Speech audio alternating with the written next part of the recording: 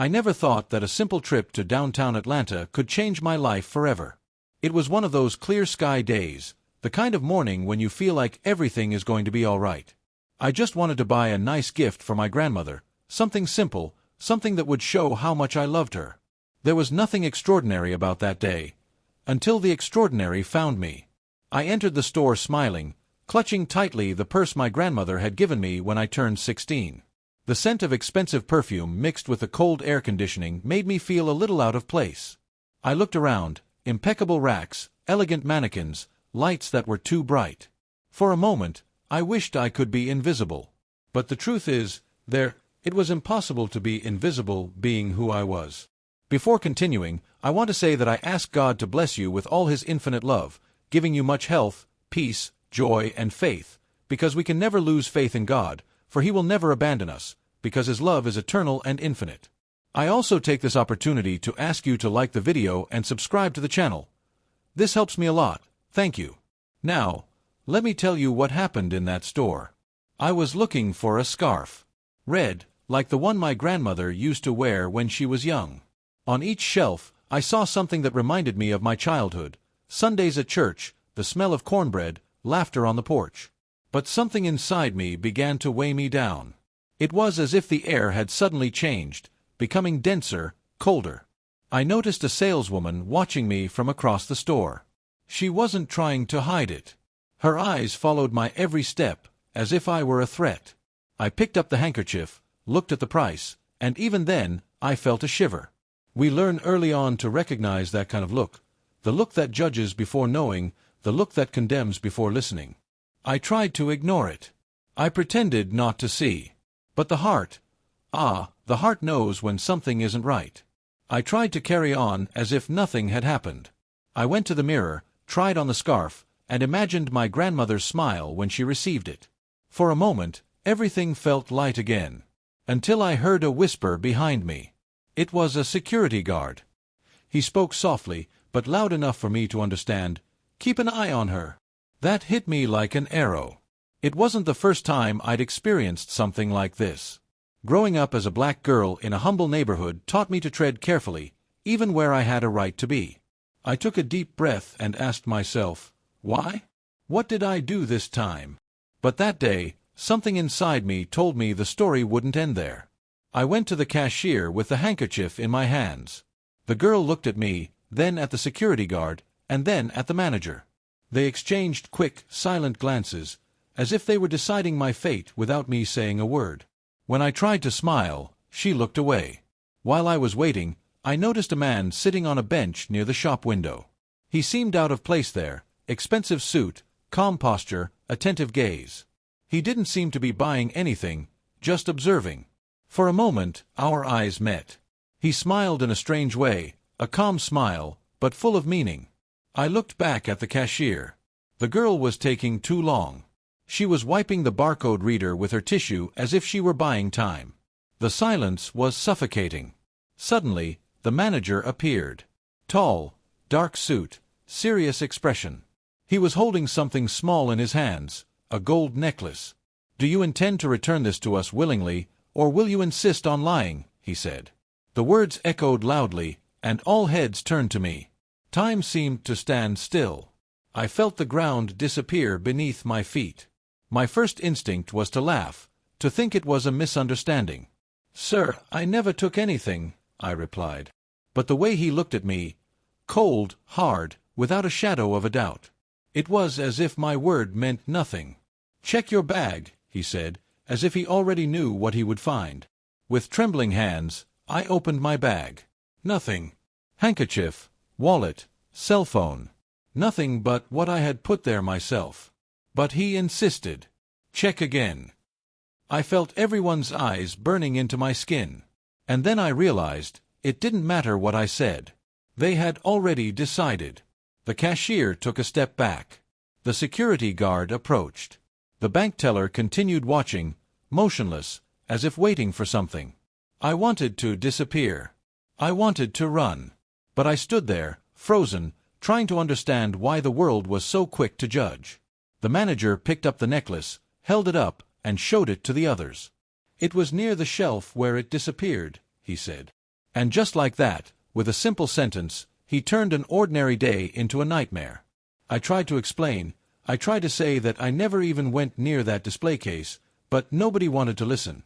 The audience began to whisper, "Robbery! Look at that! These things happen all the time." I could feel the poison of the words rippling through the air. It was humiliating, painful, and, at the same time, familiar. Because, somewhere in my soul, I knew this wasn't new. The security guard called the manager aside. They whispered something, and then he left the store, probably to call the police. And that's when I noticed the man in the suit's gaze again. He didn't seem shocked, nor surprised. He seemed curious, as if he were analyzing every gesture, every reaction. I tried to focus on something good. I closed my eyes and thought of my grandmother, of her voice saying, "Daughter, when the world points its finger at you, look to the sky, not at them." And I looked. The cold light of the store reflected on the white ceiling, like a reminder that, even in the darkest hours, God was still there. But the fear was real. My body trembled. Every second felt like an eternity. I just wanted to get out of there. I wanted to go home, hug my grandmother, and forget everything. But fate had other plans. The man in the suit stood up, slowly, and began to walk toward me. Each of his steps sounded firm, controlled, as if he were about to reveal something important. The manager noticed and tried to intercept him, but the man raised his hand, a calm, authoritative gesture. "Leave her alone for a moment," he said. His voice was deep, confident, but there was something more. A tone of someone who knew exactly what he was doing. I stared at him, uncomprehending. Who was this man? Why did he care about me? And, above all, what did he know that no one else knew? He looked deeply into my eyes and said something I will never forget.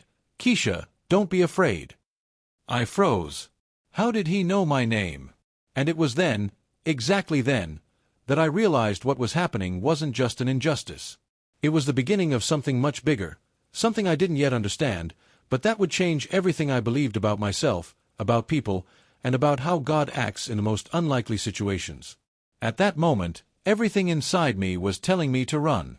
But something in that man's eyes made me stay. He didn't seem like a simple customer. There was something in his eyes, a strange, almost divine calmness, as if he were there for a purpose I didn't yet understand. Still, the tension in the air was suffocating. The manager stepped back a little, but the other employees continued to watch me as if I could disappear at any second. With every move I made, one of them followed with their eyes. It was as if the guilt was already etched onto my skin, even before any truth had been spoken. I wondered, how many times had my grandmother gone through something like this and never told anyone? How many times had she swallowed her pride, just to avoid trouble? The memory of her gave me strength. Keep your head held high, girl. What's right is right, even when nobody believes it. But keeping your head held high is difficult when everything around you screams the opposite. The people in line started whispering. I could hear every word. Theft. These girls nowadays. They should be locked up. Each syllable was a new wound, invisible but deep. The saleswoman, who had previously only observed me, was now speaking to the manager in a low voice. I could see her nervous gestures, discreetly pointing at me. It was as if she wanted to condemn me once and for all. I could feel the judgment pulsing between the shelves, heavy as lead. I looked at the man in the suit again. He didn't take his eyes off me. It was almost uncomfortable, but, at the same time, comforting. There was something in his gaze that made me believe that maybe, just maybe, God had put him there for a reason. I tried to take a deep breath, but the air felt trapped in my chest. The seconds ticked by slowly, as if the entire store's timeline folded around me. The security guard approached once more and crossed his arms. He said nothing, just watched, like a guard before a prisoner. The saleswoman approached again, now with a sweeter tone, but one laden with insincerity. "Can we talk in the back of the store, dear?" I shook my head in denial. I knew that if I went in there, away from the cameras, away from prying eyes, my voice would be heard even less. She insisted. "It's just standard procedure." I took a deep breath and said, in the firmest voice I could muster, "If you want to talk, do it right here." My tone came out stronger than I expected. And that's when the man in the suit moved again. He stepped forward slowly, observing each reaction. The manager turned to him, irritated. "Sir, please keep your distance. We're dealing with a problem here." The man raised an eyebrow, saying nothing. He simply crossed his hands and continued watching. It was at that moment that I noticed something strange. He was wearing a gold watch, but without excessive shine. And on his suit there was a small star-shaped pin, discreet, but symbolic. I didn't know what it meant, but it reminded me of something about power, about status. The following minutes were a parade of glances. Each employee, each customer, each gesture was a silent sentence. And the more time passed, the more I felt the weight of prejudice, the kind of burden one learns to carry from a young age, but which never stops hurting. The store seemed to spin in slow motion. I saw everything and, at the same time, nothing. The colors became blurry, the sounds echoed in the distance. Only two things were clear: the necklace in the manager's hands, and the mysterious man's gaze, still fixed on me. Suddenly, the security guard pulled the radio from his belt and said something quickly. "The police are on their way." I felt my legs go weak. It was as if the world was collapsing, and I had nothing to hold on to. I closed my eyes and prayed silently. "Lord, give me strength. Help me not to lose faith, even now." And, for a moment, I felt a light, almost imperceptible peace take hold of me. It was as if God whispered, "Wait. I'm not finished yet." When I opened my eyes, the mysterious man was still there, motionless. He seemed about to say something, but held back, as if he were waiting for the exact moment. And I didn't know if that was good or frightening. The manager started writing something down in a notepad. Theft of an item valued at $200. The words sounded cold. My heart ached. I just wanted to buy a scarf as a gift. A simple scarf. And now, I was being treated like a criminal. The saleswoman looked at me and quickly looked away, as if she felt ashamed. Perhaps, deep down, she knew it was wrong. But no one there seemed willing to change the course of events. Then an elderly woman approached. She had seen everything. She had white hair and kind eyes. "I was near the shelf," she said loudly. "That girl didn't take anything." Silence fell over the store. Everyone stared at her. The manager, impatient, replied, "You must be mistaken." But the woman insisted, "Mistaken? I saw it. And if you have cameras, look at the cameras." It was the first time someone defended me. And, for a moment, I felt a spark of hope ignite within me. The man in the suit gave a small, almost imperceptible, smile and looked at the manager with a challenging air. The manager was visibly uncomfortable, but feigned composure. "Let's check the footage, then." The cashier pressed a few buttons, the monitor lit up, and everyone gathered around. I kept my distance, my heart racing. On the screen, the jewelry aisle appeared. And there I was, looking only at the scarves, never touching the necklaces. But before the video ended, something unexpected happened. The image froze. The system crashed. The manager barely disguised his nervousness. It must have been a technical error. I could hear the fear in his voice, fear of being wrong. The man in the suit approached the screen, leaned in, and murmured something to the cashier. She nodded and restarted the video. And when the image returned, the impossible happened. On the screen, the real thief appeared, another customer, a man in a beige suit, discreetly leaving with a necklace in his pocket. There was total silence. The manager paled. The saleswoman put her hand to her mouth.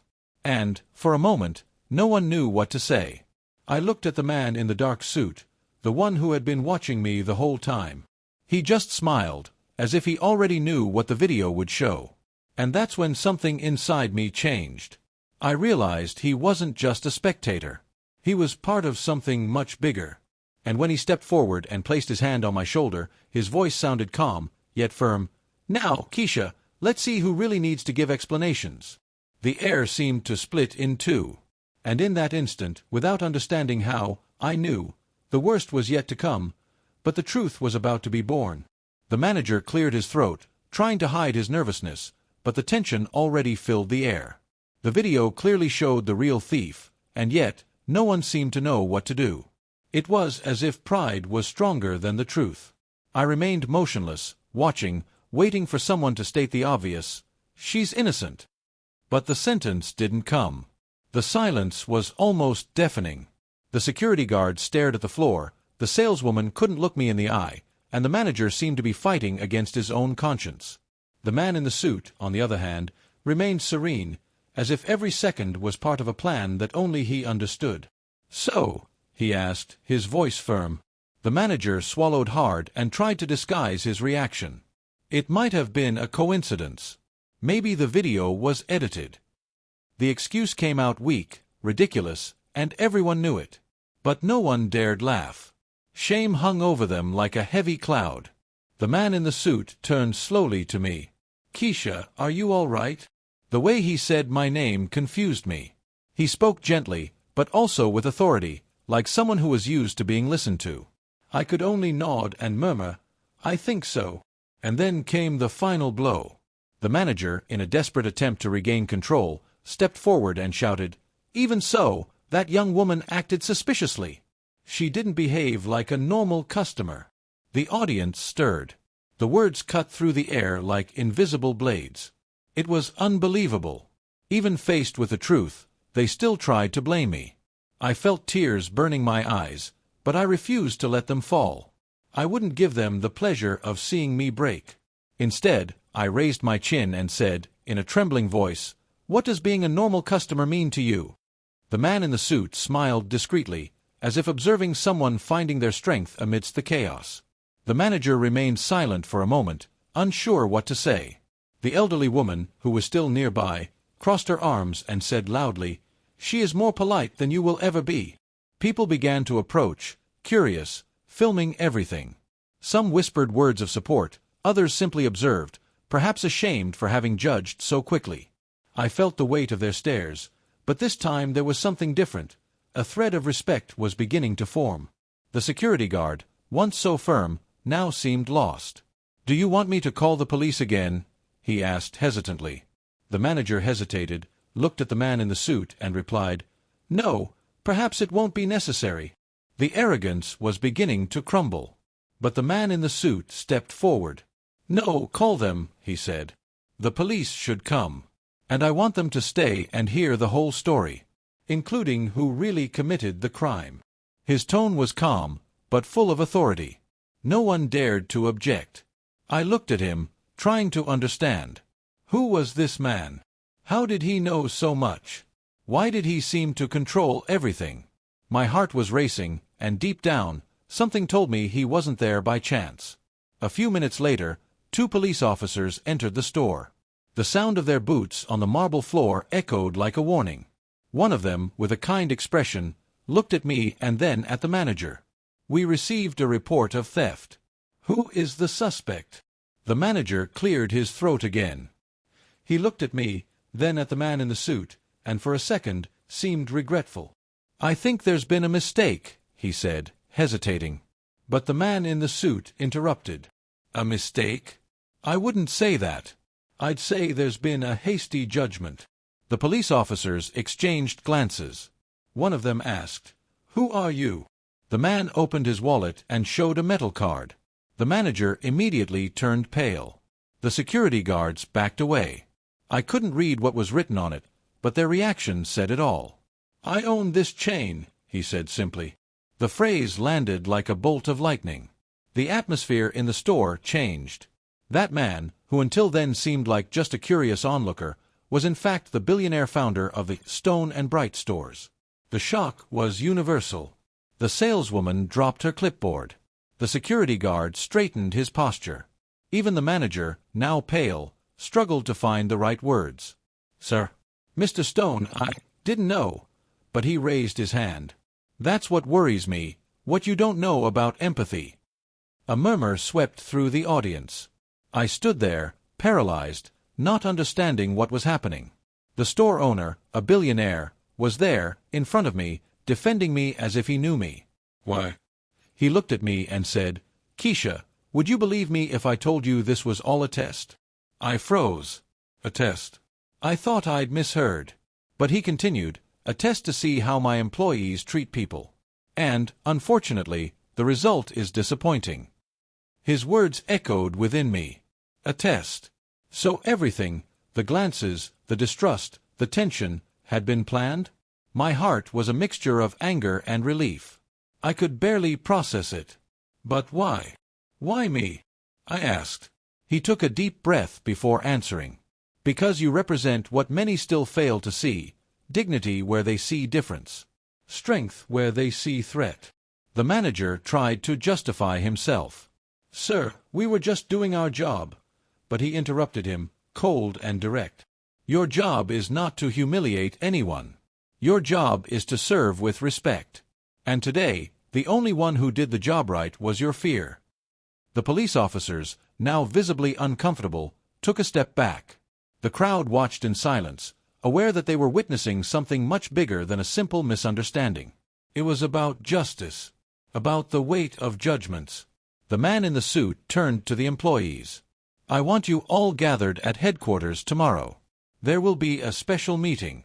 And for some, it will be the last." The sentence was clear. The manager lowered his head, defeated. I looked around. For the first time, no one was watching me with suspicion anymore. The looks were different, of regret, of shame, of respect. The old woman smiled at me and whispered, "God was watching everything, girl. He never abandons you." And she was right. I felt it in my heart, a gentle, almost invisible presence, but strong enough to keep me standing. God was there, in every detail, in every twist and turn. The man, the billionaire, placed his hand on my shoulder again. "Keisha, I want you to come with me tomorrow. I have something important to show you." I didn't know what to say. I was still trembling, trying to understand what was happening. He turned and started walking toward the door. He paused for a second, looked over his shoulder, and said, "Sometimes God puts us in unfair situations, just to reveal who we really are." And then he left. Just like that, calmly, leaving behind an entire store plunged in shame, and a silent black girl, unaware that her life was about to change forever. Outside, the sky was beginning to darken. I took a deep breath and looked up. For the first time in a long time, I felt something divine was in motion. Something I didn't yet understand, but that had already chosen me. That night, I couldn't sleep. I sat on the edge of my bed, reliving every second of what happened in the store. The voices, the glances, the calm face of that man. It all seemed like a dream, or perhaps a sign. How many times had God used strangers to change destinies?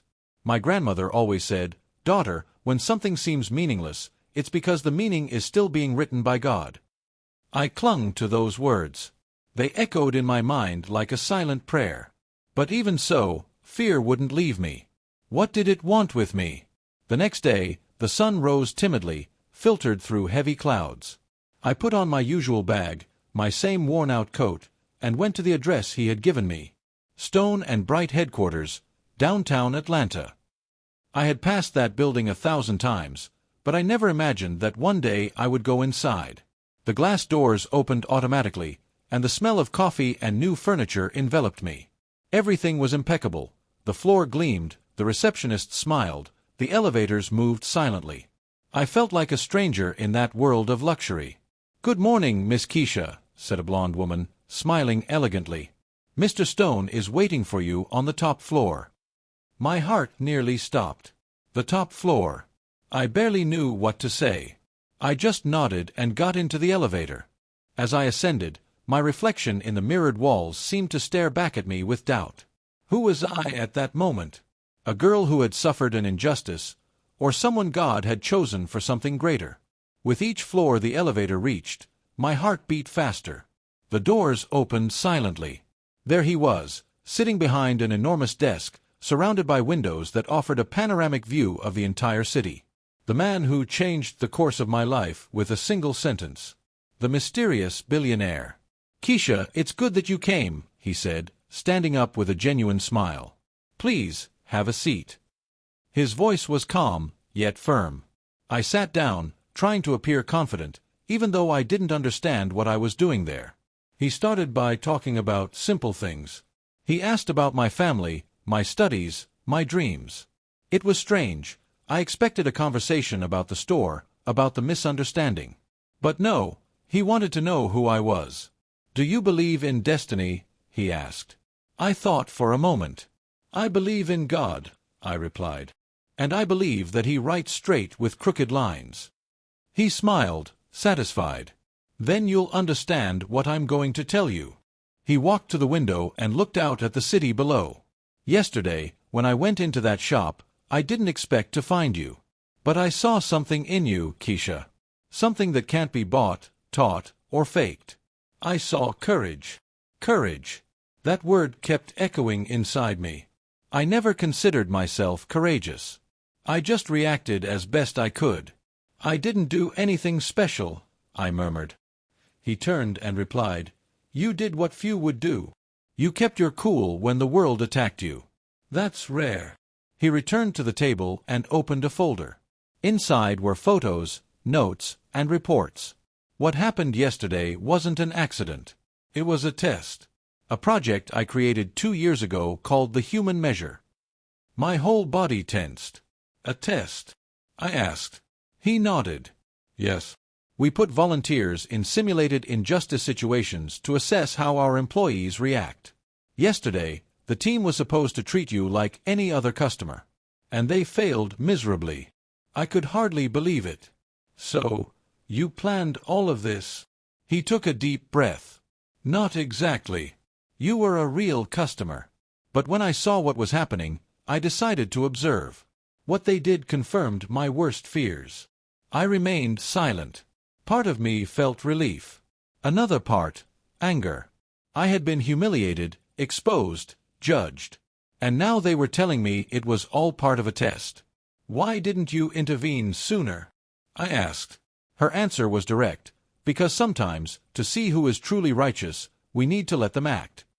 Those words hit me like a thunderbolt. It was cruel, but it made sense. He continued, "I didn't want it to be you, Keisha. But God willed it. And when God chooses someone to reveal a truth, nothing is a coincidence." The tears I held back in the store finally fell. Not from sadness, but from exhaustion. It was all too much. "And what will happen to them?" I asked. He calmly replied, "They will be removed. And they will undergo re-education. Prejudice has no place here." I looked at him, still suspicious. "And me? What happens to me now?" He smiled and pulled out another envelope. "With you. The real test begins." Inside the envelope was a letter of recommendation and a check, enough to change my entire life. "I want you to use this to study," he said. "But it's not charity. It's an investment. You have something that money can't buy, integrity. And the world needs more of that." I didn't know whether to laugh, cry, or thank him. I just said, "Why me, sir?" He looked at me with a deep gaze. "Because the world will hear you, Keisha. It just doesn't know it yet." Those words stuck in my mind like a divine echo. It was more than a promise, it was a calling. I left the building with trembling legs and a burning heart. The cold Atlanta wind whipped against my face, but I barely felt it. Something inside me had awakened. For the first time, I felt that my pain had not been in vain. As I walked back home, I noticed something curious. The man in the suit was at the top-floor window, watching me again. It was the same look from the store, that calm, almost celestial gaze that seemed to see beyond the visible. And then I understood. He wasn't just a curious billionaire. There was something more to him. Something that connected him to something bigger. A purpose I couldn't yet understand, but that called to me strongly. Deep down, something told me that this story was far from over. Because when God begins a work, He never leaves it unfinished. I thought it all ended there, in that glass-walled office, with the promise of a better future. But life sometimes has a curious way of testing us right after the blessing. And that same afternoon, when I got off the bus to go home, I realized there was still something unresolved. My phone started vibrating non-stop. Messages, calls, notifications. The story about the store had gone viral. Someone had filmed everything and posted it on social media. My name was everywhere, young black woman wrongly accused in luxury store. The images were painful, but true. People started recognizing me on the street. Some hugged me, others looked at me with pity. I never liked being the center of attention. And now, for a reason I never wanted, everyone seemed to have an opinion about me. I arrived home exhausted. My grandmother was sitting on the porch, with the Bible open in her lap. She looked at me and simply said, "I already knew God would do something great with you." I smiled, but inside, the fear was still there. Something told me the storm wasn't over yet. And I was right. The next morning, 2 police officers knocked on my door. "Miss Keisha Brown?" I froze. That uniform brought back the nightmare from the store. "Yes, that's me." The taller one took a deep breath. "We need you to come with us to clarify some details about the incident." My grandmother held my hand, squeezing it tightly. "Go with God, daughter. He is with you." I grabbed my bag and left. The walk to the police station seemed endless. Each red light felt like a forced pause in time. My heart beat in the same rhythm as the distant siren echoing through the city. When we arrived, I realized something was different. It wasn't a typical interrogation. The journalists were outside, their cameras pointed at the entrance. I felt exposed, judged, vulnerable again. I was led into a simple room with white walls and a metal table in the center. A man in a suit was waiting for me, not the billionaire, but someone who seemed to know him. "I'm Detective Parker," he said. "Mr. Stone asked me to handle his case personally." My body relaxed a little. The name, Stone, now sounded like a kind of shield. "I'm not being accused, am I?" I asked. He smiled slightly. "On the contrary. You are the main witness to a crime far greater than you imagine." My heart raced. "Bigger? How so?"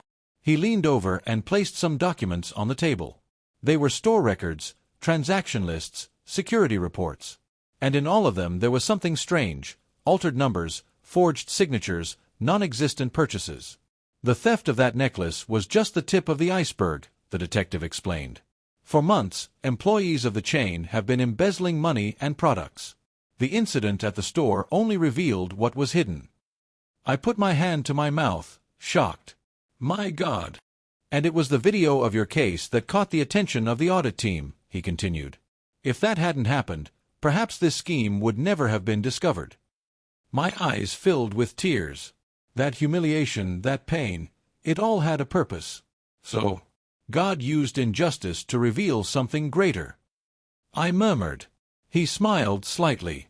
"It seems so. Mr. Stone himself said so this morning."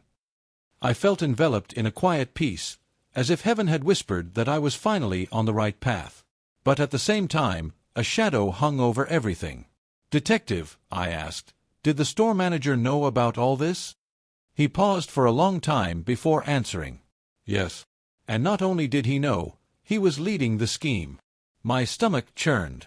The man who publicly humiliated me was the same one who silently stole from behind the shop windows. The irony of fate left me speechless. "And what will happen to him?" I asked. "He will be arrested. Today." I left the room with a heavy heart. The sun outside seemed to shine differently. Not with joy, but with revelation. It was as if God were telling me, "See, I never keep anything hidden for long." In the parking lot, I found Mr. Stone. He was waiting for me beside a sleek black car, his hands clasped behind his back. "I knew you were important to this story, Keisha," he said. "But I didn't imagine you'd be this essential." I looked at him, confused. "What do you mean by that?" He took a deep breath and replied, "From today onward, I want you to work directly with me. I want you to help rebuild this company and its soul." I could hardly believe it. "Me? But I'm just a student. I don't know anything about business."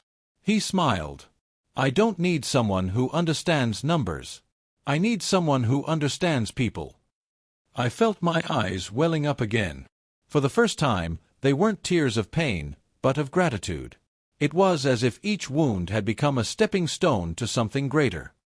He placed his hand on my shoulder and said, "You were publicly humiliated, and now you will be exalted in the same place. This is how God restores the dignity of the righteous." I closed my eyes and simply took a deep breath, feeling the presence of something sacred in that instant. But even with all that peace, there was still something that troubled me. A question I couldn't silence. Why did Mr. Stone seem to know so much about me, more than he should?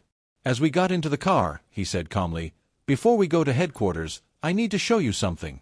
Something that might change what you think about all this." I looked at him, intrigued. "What is it, Mr. Stone?" He didn't answer. He just looked out the window and said, "You'd better see for yourself." The car drove through the streets of Atlanta, leaving the police station and the noise of the cameras behind. As we pulled away, I felt my heart clench. Something told me that what was to come wouldn't just be a revelation, it would be a twist of fate. The silence in the car was thick. I looked out the window, watching the buildings pass by like shadows. Then he broke the silence. "Keisha, there's something you need to know about me. Something I've never told anyone." I turned my face away, surprised. His tone of voice was different, not that of a powerful businessman, but that of a man with secrets. "And that has to do with you," he added. My heart stopped for a moment. "With me? What do you mean?" He looked me in the eyes, with a mixture of tenderness and pain. "You'll understand when we get there." And as the car disappeared into the traffic, a profound feeling washed over me. I knew, deep in my soul, that this encounter wasn't just about justice, it was about destiny. The car stopped in front of a tall iron gate, surrounded by ancient trees and a cool breeze that seemed to whisper secrets.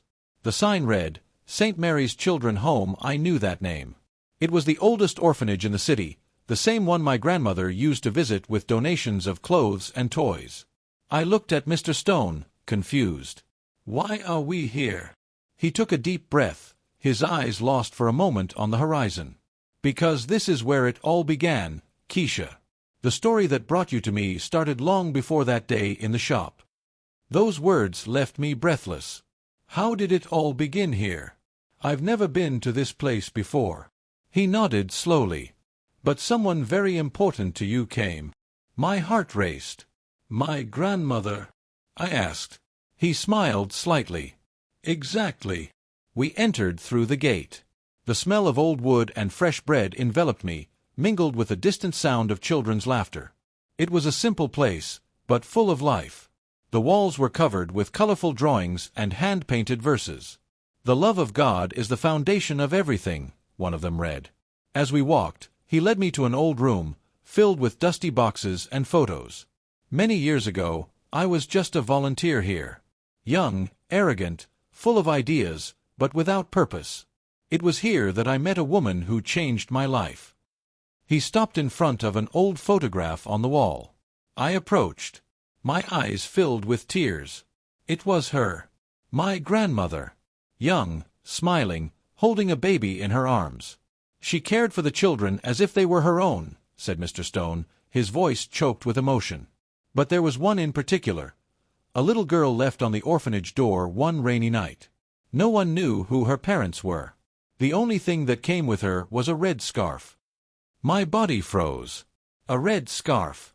The same one I tried to buy that day at the store. The same one my grandmother wore to all the family parties. "No, it can't be." He looked at me tenderly. "Yes, Keisha. That girl was you." I felt the ground disappear beneath my feet. A shiver ran through my entire body. "This doesn't make sense. My grandmother always said my parents died in an accident." He nodded, his eyes sad. "She lied to protect you. The accident was real, but you weren't their daughter. She adopted you in secret, to save you." Tears streamed down my face uncontrollably. Everything I believed about my origins crumbled before me. "Save me from what?" I managed to ask. He took a deep breath, sitting down in an old chair. "From myself." Those words hit me like a lightning bolt. "From you," I whispered. He closed his eyes for a moment. "I was the financial manager of the orphanage at the time. Too young, too greedy. I did wrong things, Keisha. And it was your grandmother who made me change." He confessed to embezzling funds, and that it was my grandmother who discovered it. Instead of reporting him, she confronted him with firmness and faith. She said, "You can continue stealing from innocent children, or you can let God transform your heart." He was silent for a moment, his eyes welling up with tears. That day, I gave everything back. I left everything behind. I started over. It was the beginning of my transformation. The money I returned was what allowed her to legally adopt you, without leaving a trace. My heart broke into 1,000 pieces. Everything was connected: the orphanage, my grandmother, that man, the red scarf. So, that test at the store, that humiliation, was that destiny bringing me back to you? He nodded slowly. Yes. God wanted me to see, with my own eyes, the daughter of the woman who saved my soul. For a moment, I couldn't speak. The silence stretched out, heavy, filled with suppressed tears and revelations that hurt and healed at the same time. "Why didn't you tell me before?" I asked, trying to hold back tears. He took a deep breath. "Because I thought you deserved to grow up free from the weight of my past. But when I saw what happened in that store, I realized that God was giving me a second chance, and giving you a mission." "A mission?" I repeated, confused. He stood up, walked to the window, and looked at the cloudy sky. "Yes. The world needs voices that will not be silenced in the face of injustice. And you, Keisha, are one of those voices." I sat there, trying to absorb it all. The orphanage, my origins, his past, his purpose. It was too much information, too much emotion, too much faith for one heart. "And what will happen now?" I asked, my voice breaking. He turned and replied calmly, "Now, you will do what your grandmother always did. Transform pain into purpose. Injustice into compassion." The tears fell silently, but my chest felt light. For the first time, everything made sense. My suffering had not been in vain. It was a call disguised as pain. He picked up a small box from the table and handed it to me. "Your grandmother left this for you before she passed away. She asked me to keep it until the day you were ready." With trembling hands, I opened the box. Inside was the red handkerchief, carefully folded, and a yellowed letter. The paper smelled of her, that sweet lavender scent that always reminded me of childhood and safety. The letter said, "Daughter, if you are reading this, it is because God has fulfilled His promise. Never doubt that He transforms even the bitterest pain into a blessing. Use this handkerchief not as a reminder of my absence, but as a symbol of your faith. The blood of Christ covers you, and His love guides you. With love, Mom." I held the handkerchief against my chest and cried. I cried like never before. It was as if her voice was still there, whispering each word. Mr. Stone watched me in silent, respectful silence. And when the crying subsided, he simply said, "Now you understand why I intervened, Keisha. It wasn't a coincidence. It was providence." We stood there for long minutes, in silence, only hearing the distant sound of children playing. It was as if life suddenly made sense. As if the past, present, and future were uniting in a single purpose. But something still bothered me. Something he hadn't explained. "Mr. Stone, if the test was about justice and compassion, why did it seem so personal? Why did it seem like you were watching me the whole time?" He looked away, hesitating for a second. "Because there was more to this test than you realize." My heart raced. "More? What do you mean?" He took a deep breath, looked at me with an expression full of emotion, and said, "Because, Keisha, the real test wasn't about the employees. It was about me." And at that moment, I understood that that revelation was only the beginning. His words echoed in my mind like distant thunder. The real test was about me. For a moment, I couldn't breathe. It was as if time had stopped there, in that room of memories and old prayers. The sound of children playing outside became distant, almost unreal. "About you?" I asked, trying to understand. He nodded slowly, his eyes welling up, lacking the haughty posture of the billionaire I knew. "Yes. God gave me another chance to see who I really am. And He used you for that." His words were simple, but they carried a weight that pierced the soul. I created that program, the human measure. I thought I was testing others. That I was teaching lessons about empathy, respect, and equality. But, deep down, it was me who still needed to learn all of that. I felt a lump in my throat. "Learn what?" He approached, sat down in front of me, and answered in a low, broken voice, "Learn that it's not enough to donate money. You have to give yourself completely." And, for years, I hid behind philanthropy to avoid facing the man I used to be. We fell silent. He seemed to carry the weight of decades on his shoulders. When I saw what happened to you in that store, it was as if God was telling me, "See, you still don't understand what justice is." I looked at him tenderly. For the first time, that powerful man seemed to me simply human. A man trying to reconcile with his own past. "And that's why you decided not to intervene right away?" I asked. He nodded. "Yes. I needed to see how far the silence would go. How long I would let the injustice grow before my eyes without acting. It was a mirror, Keisha. A mirror that God placed before me. I remembered something my grandmother used to say when I was a child. God doesn't use swords to teach us, daughter. He uses mirrors. At that moment, I realized that everything that had happened, the humiliation, the pain, the exposure, had a much deeper purpose than I could ever have imagined. He stood up and began pacing the room, looking at the old photos on the walls. That store was one of the first in the chain. It was a symbol of my success. But yesterday, it became a symbol of my moral failing. When I saw everyone judging you without reason, I realized I had created an empire that reflected my own heart, cold, arrogant, distant. I felt a shiver run down my spine. It was as if each of his words pierced me. So the test wasn't to see who was racist or unfair? I asked. He smiled sadly. It was to see if I still had the courage to be fair. Tears began to stream down his face, and the silence that settled in was almost sacred.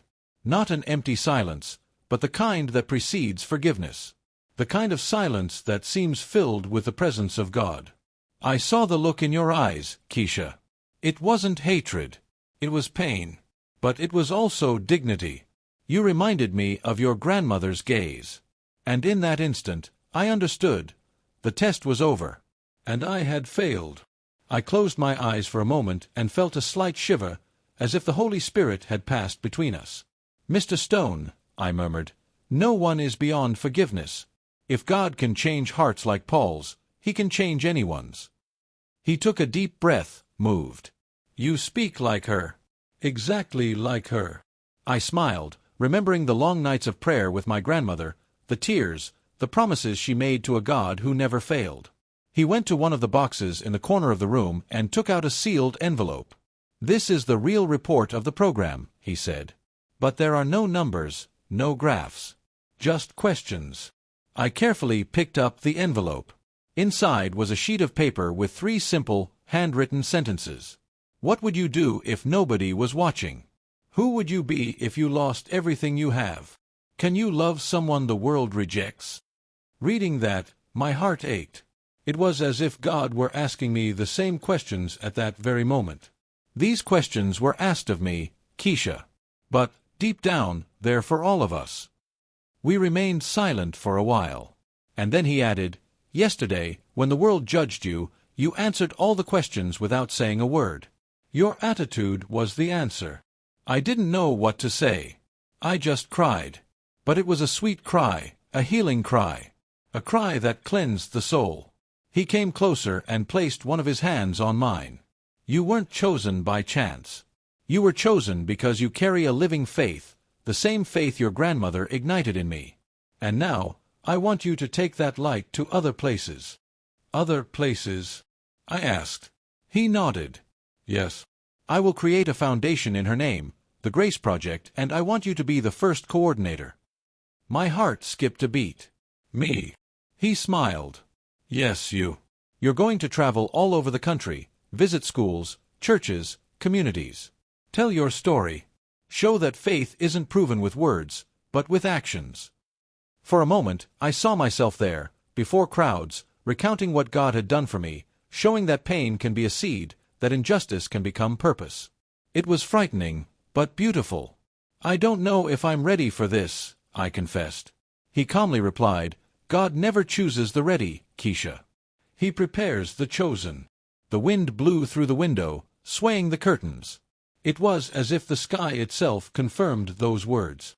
I closed my eyes and felt a profound peace, the kind of peace that comes when you finally understand that your life has a greater meaning. But something still bothered me. If the test was about you, what will happen now to the rest of the company? To the people who accused me? He looked at me, serious. They'll have their chance too. But not everyone will accept. That answer kept echoing within me. I knew that somehow that test wasn't over yet. Because sometimes, the greatest evidence comes after the revelation. And as the sun began to set, bathing the orphanage in golden hues, I felt a presence, as if my grandmother were there, smiling silently. Perhaps the real test wasn't about him, or about me. Perhaps it was about love. But I still didn't know that what was to come would change everything once again, and reveal who was really being tested all along. For days, I couldn't get those words out of my head. The real test was about me. But something inside me told me there was still more, something he hadn't fully revealed. It was a feeling that grew stronger with each passing hour, like an intuition the Holy Spirit kept whispering. On Sunday morning, I received an unexpected call. It was Mr. Stone himself. His voice sounded different, heavy, tired. "Keisha, I need you to come to my house. There's something you need to see." His tone made me uneasy. He sounded like a man on the verge of a confession. I took the first bus to the upscale neighborhood where he lived. The streets were quiet, the trees well kept, the kind of place where the silence is almost rehearsed.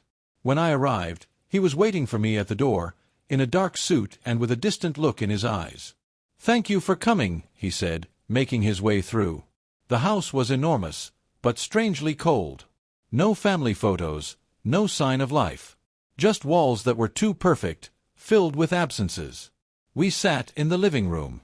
He served tea, but his hands trembled. "Do you remember what I said about the test? That it was about me?" I nodded. "Yes, of course." He took a deep breath. "I lied. At least, in part." I felt a shiver run down my spine. "What do you mean, you lied?" He lowered his head. "Keisha, the test was never about me. Or the employees. It was about you." My whole body froze. "About me? No, that doesn't make sense." He looked up, his gaze steady, almost sad. "It makes perfect sense. From the beginning, from the moment I saw you walk into that store." I was speechless. He stood up and began pacing back and forth, as if trying to organize his difficult thoughts. "When I saw you there, something touched me deeply. I knew who you were the instant I saw you. I recognized the scarf you carried in your bag. The same scarf your grandmother used to wear." My heart began to race. "So, you recognized me that day?" He nodded. "Yes." But what came after was God's work. That test, that incident, revealed not only the mistakes of others, but the strength that exists within you. And I needed to see that with my own eyes. The words pierced me. "But why? Why did I need to be tested like this?" He answered slowly, as if measuring each syllable, "Because true faith isn't revealed in comfort, Keisha. It's born in the fire. And the world needs someone who speaks of this, not with theory, but with scars." I remained silent, trying to hold back tears. I had been humiliated, judged, exposed, and now I was discovering that it was all part of a plan to test my faith. It was too hard to accept. "You let me suffer. To test me?" "I didn't mean for it to hurt so much," he said, his voice breaking. "But yes. I needed to know if you would react with hatred or with grace. And you reacted with something that few still know, forgiveness." My heart ached. Tears welled up, and I couldn't hold them back. "You didn't have that right," I murmured. "I'm not an experiment." He lowered his head, ashamed. "I know. And I regret it every day. But please, listen to me until the end." Silence spread between us, heavy, dense, full of unspoken truths. "What do you want from me now?" I asked. He sighed. "I want you to understand the purpose. Everything I've lived, everything I've done, was to find someone whose heart was pure enough to lead what comes next." "Lead what?" I asked, confused. He walked to a drawer, opened it, and took out an envelope sealed with gold wax. "My will." My body froze. What? He placed the envelope in my hands. Keisha, I'm sick. The cancer has returned. I don't have much time. That revelation hit me like a blow. My God. Mr. Stone, he smiled sadly. Don't pity me. I have peace. But before I leave, I want to correct what I did wrong. I want you to continue the work. Me? I asked, incredulous. But why me? I only wanted justice, not a legacy. He placed his hand on mine. Because true justice isn't revenge, it's redemption. And nobody understands that better than you. My body trembled. Tears streamed down my face, hot and salty, mixed with a feeling I couldn't name, a mix of gratitude and pain. So the test, all this time, was to see if I could forgive? He nodded. Exactly. Because whoever doesn't forgive is never free. I looked at him in silence. I saw no longer a billionaire, nor a man of power, but a weary soul, seeking redemption before the end. And what about the others? I asked. Those who accused me, humiliated me. He took a deep breath. You will decide what to do with them. This will be your final test. Those words left me speechless. My proof. He nodded. Yes. I can give away everything I have, but only you can prove to the world that faith conquers hate. I stood there, not knowing what to say. Inside me, a war was beginning, the pain of the past against the faith that sustained me. He stood up slowly and went to a shelf. He picked up a small wooden cross and handed it to me. Your grandmother gave me this the day she forgave me. She said, take it and remember, God always gives another chance. I looked at the cross, and in that instant I felt her presence with me. The same love, the same peace. As if the whole of heaven were embracing me. He continued, the real aim of the test was not to discover who was corrupt or prejudiced. It was to discover who would still be capable of love when everything invited them to hate. And that someone is you. His words pierced me like an arrow of light. It was as if every piece of my suffering now gained a greater meaning. But before I could say anything, he began coughing violently, and his body swayed. I ran to him. Mr. Stone, hold on tight. He tried to speak, but the words came out in whispers. Everything was written. Written where? I asked, desperately. He merely pointed to a folder on the table before collapsing. My heart raced. I ran to the folder, opened it, and there, among documents and letters, I found something that made my whole body tremble, a photograph. It was an old picture. My grandmother and him, embracing, in front of the orphanage door. And behind them, handwritten, a promise made before God. My body went cold. There was something he hadn't told me yet, something much bigger than a legacy or a test. And at that moment, I realized, the real mystery was yet to come. The sound of his body falling still echoed in my mind. I held him as best I could, trying to keep him conscious. Mr. Stone, please stay with me. But his eyes were heavy, and the breath of life seemed to escape. I called for rescue with trembling hands, praying softly, Lord, don't take him yet. Not now. Not before I understand everything. While I waited, my gaze returned to the folder on the table, the one he had pointed to before fainting. Inside, there was more than just papers and memories. There were truths. I picked up the photo again. My grandmother, smiling, a younger Mr. Stone, and that inscription on the back, a promise made before God. What did that mean? What promise? When the paramedics arrived, they rushed him to the hospital. I went along, holding the wooden cross he had given me, as if it were the last thread that still connected me to faith. During the journey, my mind raced. What if he and my grandmother had a deeper bond than I imagined? What if what brought me to him wasn't just destiny, but blood? In the hospital, the hours dragged on like days. The smell of disinfectant, the ticking of the clock, the cold lights. Every sound seemed to increase the weight of uncertainty. Until a nurse approached. He asked to see you. I entered the room. He was pale, but lucid. Oxygen trapped in his face, the Bible on his chest. When he saw me, he smiled weakly. You came. Of course I came, I replied. You startled me. But I need to understand. What does this photo mean? What promise was that? He looked at the ceiling, as if searching for courage in the sky itself. The promise was about you. My heart froze. About me? Yes, he replied, his voice almost a whisper. Your grandmother asked me something before she died. She asked me to find you when the time came. She said that God would lead you to me, and that, when that happened, I would understand what true redemption was. I felt the ground disappear beneath my feet. So, she knew we were going to meet again? He nodded with effort. I knew it. I said that the same God who unites destinies also heals old wounds. I sat beside the bed, holding his hand. But why you? What did she see in you? He smiled slightly. What she saw in me was a man who was once her enemy. Those words pierced me like a knife. Enemy. He swallowed hard, his eyes welling with tears. Yes.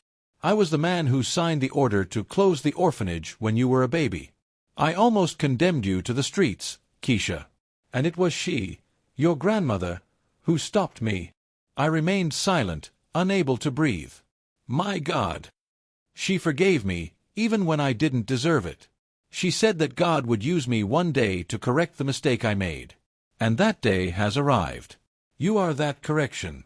You are the miracle that was born from her forgiveness. Tears began to fall, hot, and I couldn't hold them back. But why didn't you tell me before?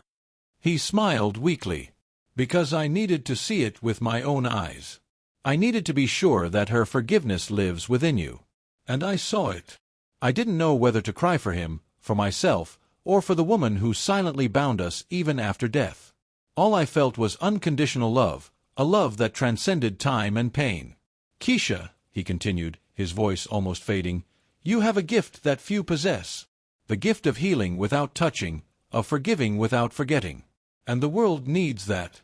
It needs to hear your voice. But you'll be all right, I said, trying to believe it. He shook his head calmly. Maybe not in this world. But that's all right. I've done my part. Now it's your turn. He gestured to the nurse and asked for a small folder. Inside were documents, stamps, and a letter.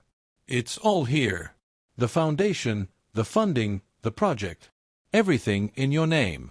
I want you to manage the legacy of Grace Project and more.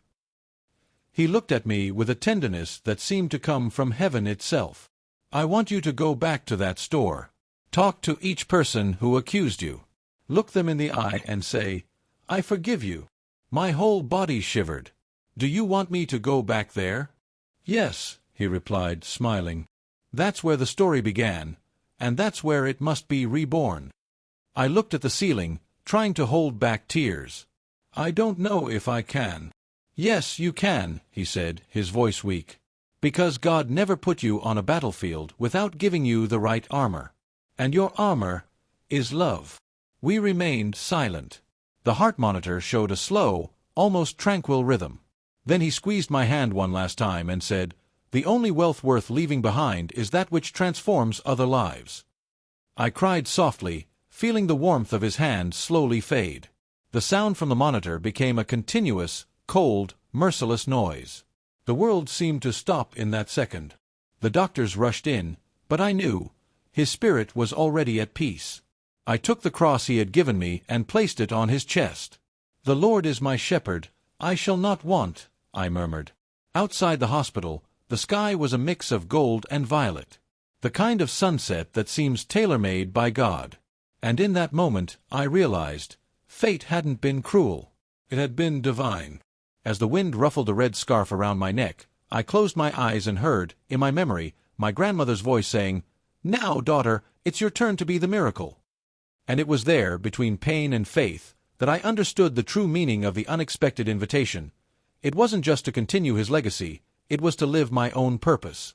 But I still had one last promise to keep, to return to the store where it all began.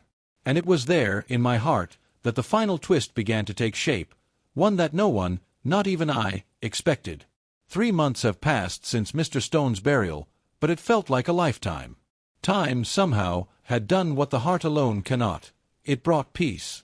I prayed every day, asking God to show me the right time to fulfill the promise. And one morning, I woke up with a silent heart, the kind of silence that comes when the Holy Spirit whispers, "And now." I took the same red scarf that had accompanied me to that store, carefully folded it, and tied it around my neck. It wasn't just an accessory, it was a symbol of everything I've lived through, the pain, the humiliation, the forgiveness, and the faith. Before leaving home, I looked at the sky and said, "Lord, give me words that heal, not words that hurt. Make me a reflection of your love." And I went. The store's facade remained the same. The lights, the polished glass, the elegant mannequins. But something about her seemed different, or perhaps it was I who had changed. I entered slowly, feeling the cold floor beneath my feet. Some employees recognized me immediately. Silence fell like a wave. The current manager, a new woman, ran up to me. "Miss Brown. Oh my God, it really is you." I just smiled. "Yes. And I came here for a reason." Other employees approached, somewhere between discomfort and regret. I could see the accumulated guilt in her eyes, the fear of what I would say. But what I brought that day was not accusation. It was forgiveness. Some time ago I left here in tears. I began, my voice calm. But I returned in peace. Not to reopen old wounds, but to show that God heals them all. Some began to cry. Others lowered their heads. And I continued, "That day you judged me. But I also learned to judge less and love more." I walked to the counter, the same one where they accused me, and placed the wooden cross on the glass. The man who defended me, Mr. Stone, taught me something before he left. True wealth lies in those who transform the pain of others into purpose. And that's what I came here to do today. Everyone stared at me in silence, some with their hands covering their faces. So I opened the folder I was carrying with me. Today, this store will be the first official unit of Grace Project. Half of the profits will be allocated to scholarship programs for low-income youth. Because true justice is not revenge, it's opportunity. The murmur spread. The cashier, who had previously looked at me suspiciously, was now openly crying. She stepped forward. "Miss Brown, please forgive me." I took a deep breath and smiled, feeling the tears stream down my face. I forgave a long time ago. The audience, the customers, the employees, everyone seemed touched by something greater than words. That place, once a stage for injustice, was now becoming an altar of redemption. And I knew that the whole of heaven was watching. After the reopening ceremony, an elderly lady approached. She had sweet eyes and hair as white as snow. "Can I tell you something, my daughter?" he asked. "Of course," I replied. She smiled. "When you came in here today, I felt God's presence coming in too." Those words made me cry. It was as if my grandmother, from up high, had just embraced me through that woman. And I whispered softly to myself, "Thank you, Lord, for transforming the valley of pain into the garden of your grace." When everyone had left, I was left alone in the store, staring at my reflection in the mirror. The frightened girl from months ago was no longer there. In her place, there was a woman, still scarred, but full of faith. The girl on trial had become a witness. And the victim had become a voice. I picked up the red handkerchief and placed it on the counter, next to the cross. "Now that's more like it," I murmured. The story is complete. But deep down, I felt something different. It wasn't the end, it was a new beginning. I looked at the ceiling and spoke to him as if he were my grandmother. Mission accomplished, Mom. The promise was kept. And love won. When I left the store, the sun was shining brightly, illuminating everything around me. A light breeze blew, lifting the scarf from my shoulders. And at that moment, I felt her presence, and his, walking with me. Not as memories, but as a living purpose. I closed my eyes for a second and heard, within my heart, the gentle voice of God saying, "Now, Keisha, it's your turn to be a light in the shadows of others." And it was there, in that instant, that I understood. Forgiveness doesn't change the past, it changes the future. And I was ready to write mine. You know, sometimes life seems unfair, harsh, even cruel. We do the right thing, and yet the world points the finger at us. We love, and we are hurt. We trust, and we are betrayed. But there is something that time and faith have taught me: God never wastes a tear. Every pain we feel is, in a way, a seed. It germinates in His time, not ours. And when it finally sprouts, we realize that the wounds that almost destroyed us were the same ones that taught us to love more. Today, when I look back, I understand that I wasn't humiliated, I was prepared. Because without that injustice, I would never have discovered the strength that resided within me. And perhaps you, who are listening to me now, are also going through something that seems senseless.